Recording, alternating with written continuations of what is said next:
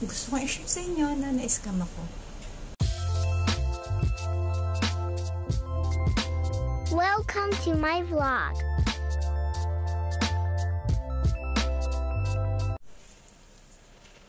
Hello everyone, welcome back to my channel, and this is Chris again. So, and ito yung aking comeback appearance sa aking channel. So, sobrang tagal ng panahon na hindi ako nagpakita, ayan, sa aking channel. And in this video, kaya ako nag-video kasi gusto kong i-share sa inyo yung aking na-experience recently sa aking buhay. So, gusto kong i-share sa inyo na na-scam ako. Nakangiti ko, na-scam na. Yeah, na-scam ako.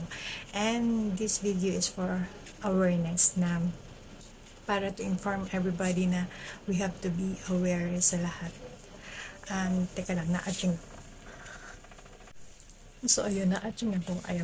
Ayun nga, balik tayo sa aking sinasabi, yun na this is for the awareness of everybody na huwag tayong basta-basta magpapadala sa magagandang salita, magagandang offer na i-offer sa atin, especially sa FB, sa Facebook, sa Messenger. At dapat talaga tayong maging mapanuri. Ayun. So, ayun nga, hindi man ganun kalaki yung na-scam sa akin, hindi man ako pinilit, regardless of those things. Ang point is, niloko, manluloko ang mga tao sa likod ng organisasyon na ito. So, i-offer. Ang sistema is, ayan, mag-withdraw ka ng, mag-deposit ka ng amount. So, ang pinakamababa ay 300, and then the income ay doble. So, yung 300 mo magiging 600 plus. And yan, siguro ayan na yung mga price list na nakalist. So, ang ganda ng offer nila. May inganyo ka talaga kasi lalo na pagka git ka sa pera, kakapit ka sa patalim dito. And yun yung nangyari sa akin. At recently, nag-struggle talaga ako financially. At naisip ko, why not subukan? And nag-try ako. Ayan, small amount. Nag-try ako. And then, actually, it's in my first first payout. Or kung sasahurin, papalarin, my first sana. Kaso ang nangyari is, nagkagulo yung mga tao, Ayan, nagkagulo kasi hindi na nag-pay out. Oh my God. Nag-pay out sila ng una, pangalawa, and then yung pangatlo, muna nag-pay out. At ayun nga, pero patuloy pa rin yung mga offers. Ayan, yung mga offers pa, 5% offers pa sa mga delay na mag-pay out. Ayan, may DigiBank pang sinasabi and everything. Marami pang ino-offer. Kahit na alam na nila, hindi na nila maibibigay yung pera ng mga tao, ay offer pa rin sila ng offer. So, ayun na nga, nag-offer pa rin sila ng offer, and then, hindi na nga makapag-withdraw sa GoTime o bank. Ayan, yun sa GoTime kasi ginagamit nila. Hindi na makapag-withdraw kasi sasabihin nila na may limit na. So, kailangan na mag-change ng bank and wait for the DigiBank to be released or to be released ba or mag-operate na maganda kasi under testing pa daw. So, if on September 1, pag naging okay na, ayan, magiging smooth na yung transaction again at everyday payout na daw. So, but hindi ganun yung nangyari. So, August pa lang, ayan, nagkakagulo na at hindi na nga nagpe-payout yung iba at nag-waiting sila almost 2 weeks na yung mga nauna. Waiting na for their payout na sobrang lalaki. Iba umaabot ng milyon. Yung 106 digits yung iba. And sadly, meron akong friend, but hindi ko na i-mention. Sobrang laki rin sana ng kanyang sasahurin. At meron din mga OFW na involved na talagang yung iba hindi pa nagpadala para lang ma-deposit or deposit dito sa organisasyon na ito. So, ito nga pala yung next gen. Ayan, babanggitin ko na para maging aware ka. So, kahit banggitin ko naman, kung magbabago sila ng pangalan, di ba? Pero, ayan, ang point is, huwag na lang tayong maniwala sa mga ganitong offer. Kung gugustuhin nating kumita, ayan, ito kasi yung lesson learned very much sa akin na kung gusto kong kumita, ayan, so hindi ko nalalahatin, sarili ko na lang.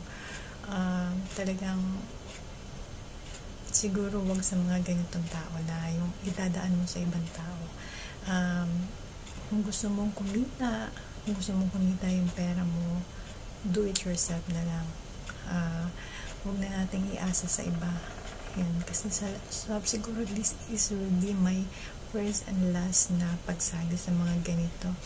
At talagang alam mo yun, yung kahit na konti lang yung na i-deposit ko, sobrang nangihinayang ako kasi ang dami kong pangangailangan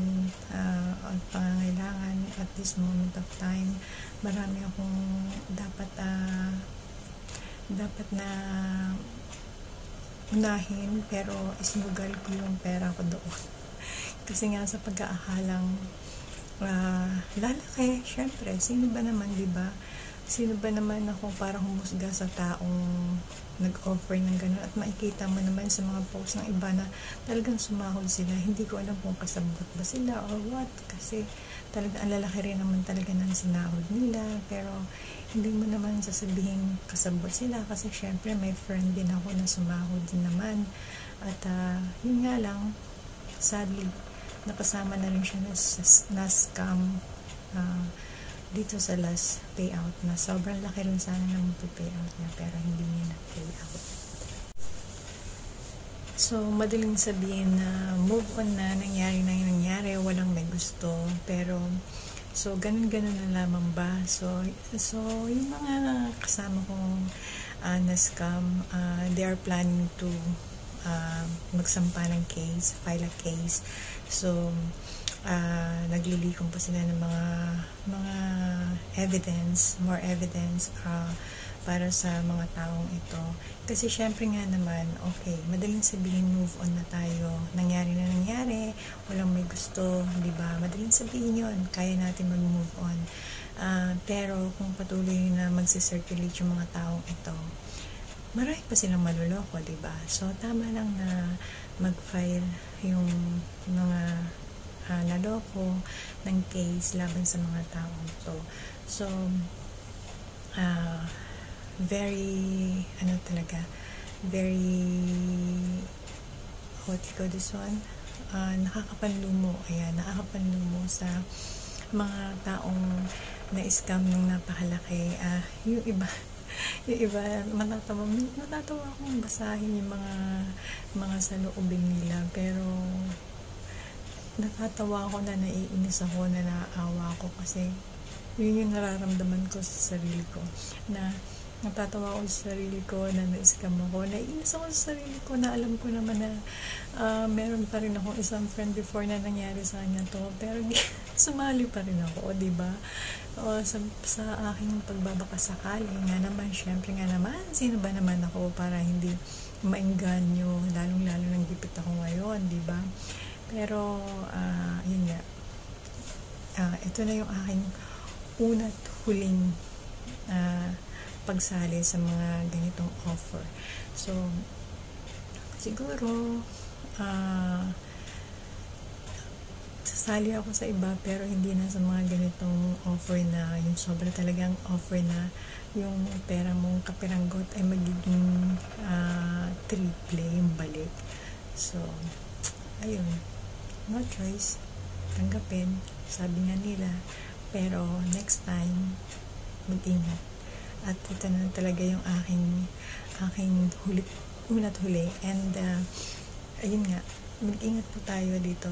Siyempre kahit magitin ko rin naman tong ulit-ulit kong sabihin tong next gen na to, kung magbago yan ng pangalan, yung page nga binago hindi na next gen yung page, binago na nila. So, di ba ganun kadali, so manluloko talaga sila at talagang pinagplanohan ng lahat ng ito. So, ayun, mag-ingat-ingat tayo ng doble kasi ang dami-daming manluloko sa mundo, hindi lang sa pag-ibig, hindi lahat na manluloko. Char. Sabihin ko talaga. Ayan. So, ayun, hanggang dito na lang at sana kapulutan niyo po ng aral yung nangyari sa akin at mag-ingat po tayo parati at ayun, nanghihina. Hindi ko pa alam kung ano sasabihin ko, pero ayun, sana mag-iingat tayong parati kasi sa panahon ngayon ang dami na talagang manloloko, especially kung pera na yung pag-uusapan at ayun nga, huwag tayo masyadong magtiwala sa mga matatamis magsalita and yun, God bless everyone and move on na nga. Thank you. Thank you for watching. Subscribe my channel.